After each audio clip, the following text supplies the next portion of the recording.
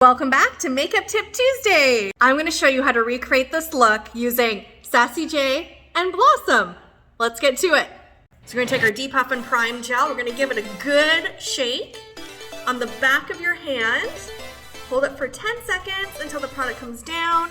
And then we're going to roll top and bottom. Since my Depuff and Prime Gel is nice and dry, I'm going to go in with Sassy J and my all over shadow brush.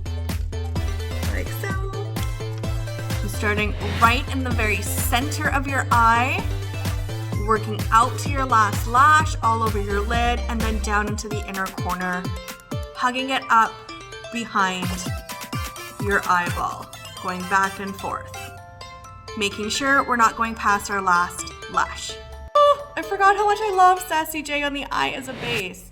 So very important, you'll see when I'm going into my crease that when I look straight, you want to make sure you see that pigment disappear when you look straight above, just below the brow bone. Yes, all of our moisture locking lipsticks are safe to use on the eye because they are mineral pigment, no dyes. So they make a fabulous, fabulous base as a primer. We're gonna go in with Blossom and that same brush, and we're gonna set all over the lid, really pressing this into that cream pigment. Top's done, we're gonna go back with Sassy J. We're gonna take the tip of the all over shadow brush and we're gonna press, pull down underneath that eye area, starting from the outside in. And just a wash. So by pressing and pulling down, what you're doing is you're depositing the pigment and blending that edge at the exact same time.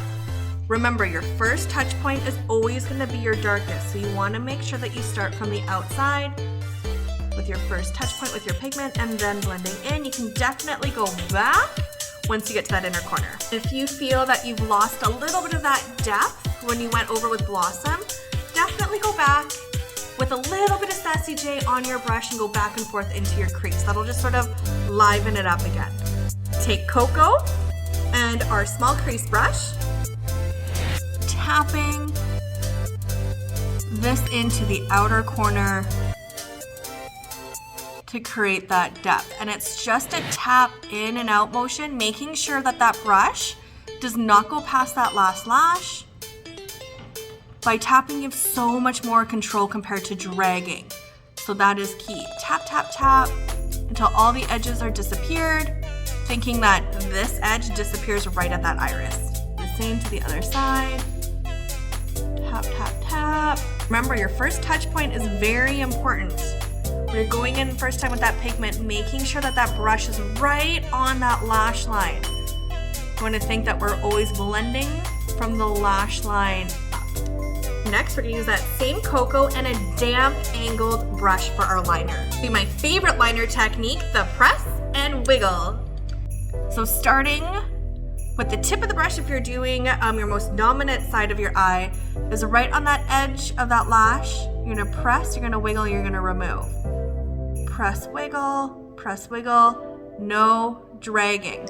Key is to make sure that that tip, the edge of the brush, is not going past your lash, and that brush is really more on the lashes than on that skin. Wiggle, get to the center, do a flip. So the tip is pointing down into that inner crease. And essentially what we're doing is stamping. So you always want to start off soft and build it up. Key with liner is you always want it thicker from your iris out to the edge of your lash.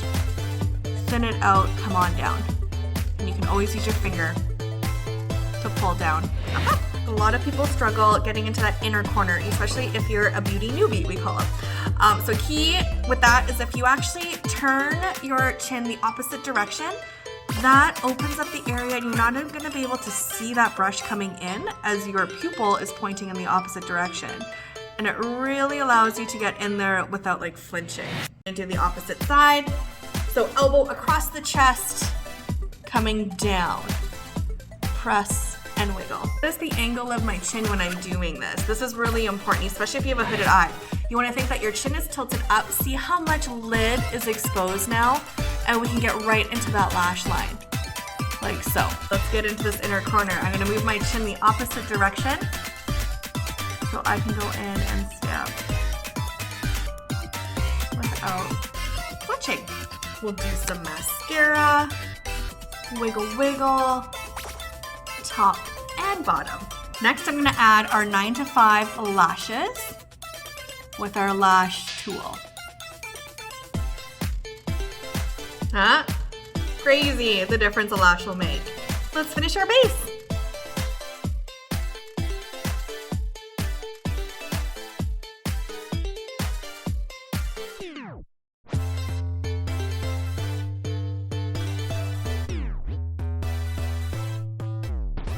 Now that our base is on, we're actually gonna use Sassy J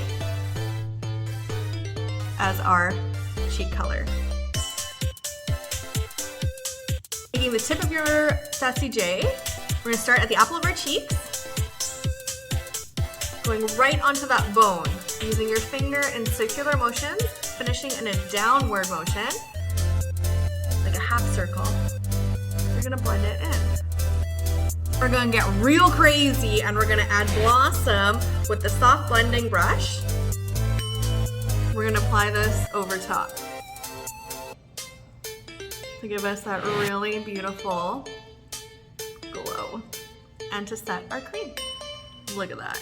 Brows, I'm gonna take that same cocoa liner that was on our angled brush. I'm gonna remove all of that pigment from the back of my hand, like completely gone.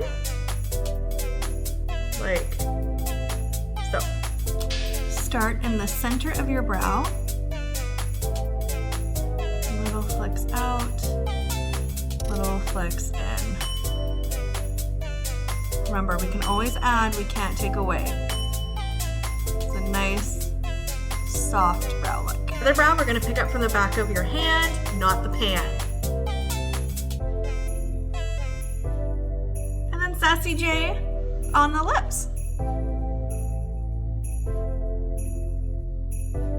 Get crazy and add a little Blossom to the center. And there you have it. There's this week's Makeup Tip Tuesday using Sassy J, eyes, cheeks, lips, set with Blossom. So this inspires you with your makeup bag and using Sassy J in a different creative way. It's like, I forget how much I love this color in the fall. Head on over to our website, use TikTok10 to save 10%, and follow us for more easy Makeup Tip Tuesdays and for all the makeup tips.